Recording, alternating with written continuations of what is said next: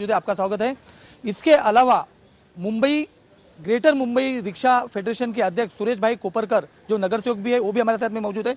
इसके अलावा हमारे साथ में मौजूद है ऑटो रिक्शा चालक।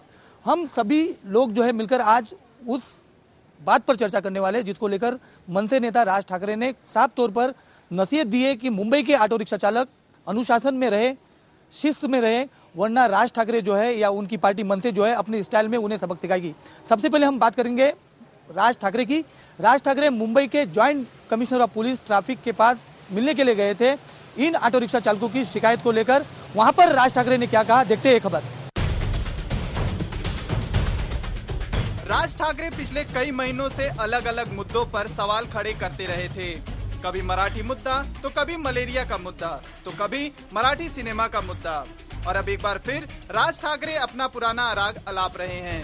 कभी टैक्सी और ऑटो चालकों को पीटकर अपनी पार्टी का निर्माण कर लिया था और अब फिर से इसी मुद्दे को फिर से गरमाना चाहते हैं। राज ठाकरे इस मुद्दे को लेकर मुंबई के ट्रैफिक कमिश्नर विवेक फणसालकर से भी मिले। रिक्षा आणि टॅक्सी यांच्या मागे त्या रिक्षा किंवा टॅक्सी चालकाचा फोटो, त्याचा पत्ता, त्याचा काय मोबाईल नंबर जे काय असेल हे तातडीने लावण्यासाठी म्हणून मी त्यांना सांगितलं आणि त्याच्यावरती देखील ते तातडीने कारवाई करतो असं त्यांनी सांगितलेलं आहे आता, आणि ते करतील अशी मला नक्की आशा अपेक्षा आहे। आणि मग उद्या आम्ही उतरल्यानंतर मग सांगू नका की आम्ही कायदा मोडतो, आम्ही कायदा मोडणाऱ्यांना मोडतोय। म्हणून मला असं वाटतं की पहिल्यांदा आम्ही त्यांना सांगतोय आता की बाबा हे अशाशी गोष्ट करा, नाहीतर नाक्यावरती जिकडे रिक्शा स्टँड, टॅक्सी स्टँड आहेत तिकडे आमची लोक उभी राहतील। ट्रैफिक के पुलिस कमिश्नर ने राज ठाकरे के सभी मुद्दों को ध्यान से सुना, पर कमिश्नर ने राज की उस मुद्दे पर बोलती बंद कर दी जिसमें उन्होंने अनुशासन की बात कही थी। कमिश्नर ने कहा कि अनुशासन सिर्फ टैक्सी और ऑटो वालों को ही नहीं बल्कि प्राइवेट गाड़ी वालों को भी सीखना चाहिए। अनुशासन ये कोई किसी एक के लिए आवश्यक नहीं होता है, सभी लोगों को अनुशासन पालना ज़रूरी है। और टैक्सी रिक्शा ये सिर्फ वो जो भाड़ा नकारने हैं, रिफ्यूज़ल टू प्लाई, उसकी वजह से मैंने बात की, वरना हम जो भी अनुशासनहीनता कर रहे हैं या ट्रैफिक के नियमों का उल्लंघन कर रहे हैं उन पर कार्रवाई कर रहे हैं। ट्रैफिक कमिश्नर और राज ठाकरे की मुलाकात भले ही शांतिपूर्वक रही हो, अगर टैक्सी या ऑटो चालक अपने हालात में सुधार नहीं लाएंगे तो यकीनन एमएनएस के जरिए उठाया गया ये कदम उनके लिए नुकसानदेह साबित होगा। एमएनएस के जरिए दी गई चेतावनी का चालकों पर कितना असर पड़ेगा ये तो आने वाला वक्त ही बताएगा। मराठी फिल्मों के मुद्दे पर नाकामी हाथ लगने के बाद राज ठाकरे ने एक बार फिर से यू टर्न मारा और उन्होंने रिक्शा ड्राइवर और टैक्सी ड्राइवरों को अपना फिर से निशाना बनाया। मैदान सियासत में राज ठाकरे के जरिए उठाया गया ये कदम एमएनएस के लिए किस हद तक सार्थक साबित होता है ये तो आने वाला वक्त ही बताएगा। कैमरा पर्सन दिनेश के साथ शाहिद अंसारी, लेमन टीवी, मुंबई। आपने देखा राज ठाकरे के तेवर, राज ठाकरे की चेतावनी, साथ ही उन्होंने मुंबई के ज्वाइंट पुलिस कमिश्नर से मिलने के बाद क्या बातें हुई उस बारे में भी उन्होंने साफ तौर पर कहा। हमारे साथ में सीधे तौर पर हम बात करेंगे मनसे के विधायक मंगेश सांगले जी से। बार बार मनसे द्वारा मुंबई की जो समस्या है उसको लेकर धमकी देना पड़ता है, क्या कारण है? नाही, या संदर्भामध्ये प्रशासनाचं हे काम आहे खरं तर, आणि प्रशासन नीट काम न केल्यामुळे जो काही बेशिस्त जो कारभार आहे त्याच्यावरती कुठेतरी अंकुश राहावा आणि राजकीय पक्षांना असं यावं लागतं। याचा अर्थ असा की सगळी विस्कळीत ही सगळी व्यवस्था झालेली आहे। त्यामुळे राजसाहेबांनी जे काही आज त्यांनी जे काही निर्देश दिलेले आहेत किंवा त्यांनी जी विनंती केली आहे प्रशासनाला ती योग्य आहे, कारण त्यामध्ये मुंबईतील नागरिकांसाठी हे साहेबांची भूमिका आहे, राजसाहेबांची भूमिका आहे। मुंबईतील प्रवाशांना एक चांगला त्यांना एक चांगलं साधन मिळावं, त्यांना चांगल्या सुविधा मिळाव्या, किंबहुना त्यांना एक मानाची वागणूक देखील मिळावी, कारण ग्राहक हा दैवत असतो। त्यामुळे जे असे बेशिस्त जे रिक्षा चालक असतील किंवा टॅक्सी चालक असतील त्यांच्या संदर्भामध्ये राजसाहेबांनी कारवाई करावी अशी मागणी केलेली आहे। जहां तक मांग करने की बात है और धमकी देने की बात है, दोनों में अंतर है। बार बार मराठी पार्टियों का मामला हो, मराठी सिनेमा का मामला हो, साथ ही अब ऑटो रिक्शा जो गरीब माने जाते हैं उनको लेकर अब धमकी देने की जरूरत पड़ती है। क्या कारण है कि बार बार आपके नेता जो है बार बार लोगों को धमकी देते हैं? नाही, हे पहा, तुम्ही स्वतः ज्यावेळेस एखाद्या ठिकाणी जाल ना तुम्हाला अनुभव येईल की तुम्ही एक संध्याकाळच्या वेळेस उशिरा तुम्ही कुठे गेलात आणि तुम्हाला एका रिक्षावाल्याने सांगितलं की चला म्हणून मला फार अर्जंट काम आहे आणि तो आला नाही, तर अशा तुम्ही काय करणार?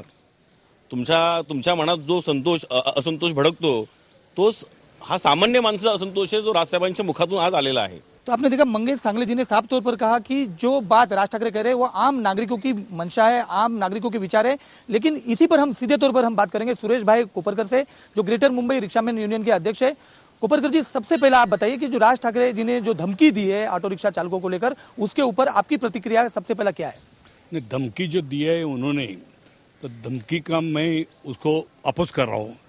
शासन है, शासन के माध्यम से जो कार्रवाई उचित है तो वो करने के लिए बोलो, लेकिन उठ सुट धमकी देता है। अभी एक गरीब रिक्शा चालक, एक रिक्शा को चलाने के लिए उसको क्या तकलीफ होता है, उसको 100 रुपया कमाने के लिए क्या तकलीफ, वो पहला जांच के देखो। तो पहली बात तो ठाकरे जी को ये मैं कहूँगा, राज ठाकरे जी को, उन्होंने कभी रिक्शा यूनियन किधर न किधर बोर्ड लगा रहा है, तो उनसे पहला उनको एक शिविर लेके उनको शासन करके सिखाए कि बाबा ऐसा कर रहे थे कि नहीं कर रहे, क्या करते हैं तो हम यूनियन बनावे कि नहीं बनावे। ऐसा वो लोग करते हैं तो यूनियन भी नहीं बनाना मांगता है।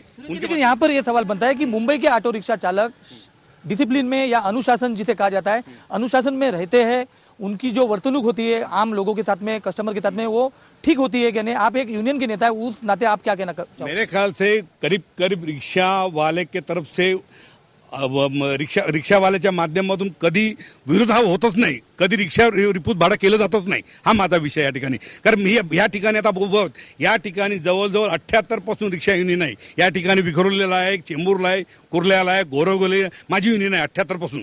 या ठिकाणी माझ्या माध्यमातून कधी रिक्षा युनियनच्या रिक्षा चालकांनी भाडं रिपूट केलंच नाही। किंबहुना या ठिकाणी जर आपण पाहिलं तर या ठिकाणी माझ्या सूचनापत्र आहे, जर कधी कोणाला पॅसेंजरला जर काय अडचण असेल तर त्यांनी तक्रार आपली द्यावी। आजपर्यंत तक्रार कधी माझ्याकडे आलीच नाही, तर माझा रिक्षावाला हा विरोध करतच नाही कोणाला किंवा रिपोर्ट करतच नाही, हा माझा या ठिकाणी विषय है। जी, आपको रोकना चाहूंगा, इसका भले भांति अनुभव जो है मुंबई वासी को है, मुंबई के उपनगर में जो रहने वाले यात्री है उन्हें भी है। लेकिन जहां तक सुरेश कोपरकर जी ने कहा है एक यूनियन के नेता होने के नाते कि इस तरीके की चीजें नहीं होती है। मंगेश सांगले जी, आप मनसे के विधायक है, आमदार है, उस नाते आप क्या कहेंगे? आप लोगों के पास किस तरीके की शिकायतें आई हुई है? नाही, मला वाटतं सर्वप्रथम मी सन्माननीय कोपरकर साहेब यांनी जे काय त्यांचं स्टेटमेंट दिलं त्याचं मी खंडन करतो। माननीय राजसाहेबांनी सरसकट सर्व रिक्षा चालकांना किंवा टॅक्सी चालकांना त्यांना धमकी दिली अशा प्रकार नाही आहे। जी मंडळी, जी रिक्षा चालक, जी टॅक्सी चालक हे योग्यरित्या लोकांना सहकार्य करत नाही, त्या संदर्भामध्ये ही भूमिका आहे। सरसकट सर्व टॅक्सी आणि रिक्षावाला चालकांच्या बाबतीत हा निर्णय किंवा आम्ही घेतली भूमिका पक्षाची नाही आहे। आणि किंबहुना मला असं वाटतं की हा आत्मपरीक्षणाचा विषय आहे। किंबहुना मी आता मला वाटतं एक महिन्याभरापूर्वी मी आणि माझी सौभाग्य होती, आम्ही येत असताना मला सायनहून मला बाजूला जायचं होतं, एका दुसऱ्या ठिकाणी जायचं होतं। मी सांगितलं तू टॅक्सी पकडून निघ, तर त्या ठिकाणी त्या टॅक्सी चालकाने त्या ठिकाणी त्यांनी भाडं घेणं रिफ्यूज केलं। बरं, रिफ्यूज केल्यानंतर मी त्याला विनंती केली, बाबा इथे सोड सायनपर्यंत, पुढच्या नाक्यापर्यंत सोड, नंतर आम्ही पुढे रिक्षाने जाऊ। तर त्यावेळेस देखील माझी स्वतःची बाचाबाची झाली। त्यानंतर कळलं की मी विधायक आहे, आमदार आहे। मग त्यानंतर घाबरून पोलीस आले, मग त्याला त्या कंपल्सरी त्याला भाड्याने म्हणजे त्या जागेवर स्थळापर्यंत आमच्यासारख्या लोकप्रतिनिधींना देखील ह्या गोष्टी सामोरं जावं लागतं। मग अशा वेळेस त्या लोकांवरती कारवाई झाली पाहिजे। मी त्याची तक्रार केली त्याची। आता सन्माननीय कोपरकरांची संघटना आहे, त्यांच्या संघटनेतील कदाचित सर्व रिक्षा चालक हे अत्यंत प्रामाणिकपणे काम करत असतील, त्यांच्याबद्दल आमची तक्रार मुळातच नाहीये।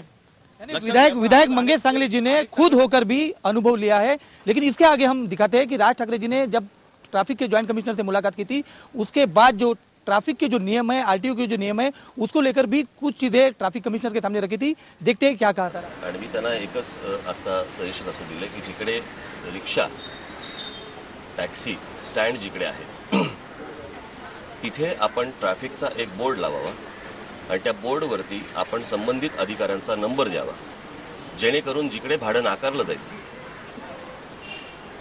ज्या व्यक्तीला भाडं नाकारलं जाईल ती व्यक्ती त्या नंबरवरती फोन करू शकेल आणि तातडीने तिथे ट्रॅफिकचे अधिकारी पोहोचतील आणि त्याप्रमाणे त्यांनी ताबडतोब कारवाई करण्याचा आणि या सगळ्या स्टँड्सवरती ट्रॅफिकचे बोर्ड आणि तिथे मोबाईल नंबर हे तिथे दिले जातील, हे त्यांनी आत्ताच सांगितले। त्याचप्रमाणे जी आता आरटीओ हा विषय त्यांच्या अखत्यारीत येत नसला तरी पण मी त्यांच्या ही कानावरती गोष्ट घातली आणि त्यांना सांगितलं की तुमची ज्याला चर्चा होईल त्याला आरटीओमध्ये आज सर्रास तिथे पैसे घेऊन लायसन्सेस दिली जातात, कोणाला लायसन्सेस दिली जातात, कोण गाड्या चालवतोय, काय चालवतोय, कशाला पत्ता नाही। आज कोणत्याही टॅक्सी किंवा रिक्षामध्ये जर समजा तुम्ही विचारलं की लायसन्स दाखवतो, त्याच्याकडे लायसन्स नसतं, तो काहीतरी चिठ्ठी दाखवतो आणि त्याच्यामुळे तोच त्या गाडीचा चालक आहे का नाही हे कोणाला कळणार नाही। यानी अनुशासन को लेकर राज ठाकरे ने नियमों की बात की, मांग की ट्रैफिक कमिश्नर के पास। इसको लेकर हम अब भी जो है सुरेश कोपरकर जी से बात करेंगे कि जो नियम बने हुए, किराया जो होता है, जो भी पैसेंजर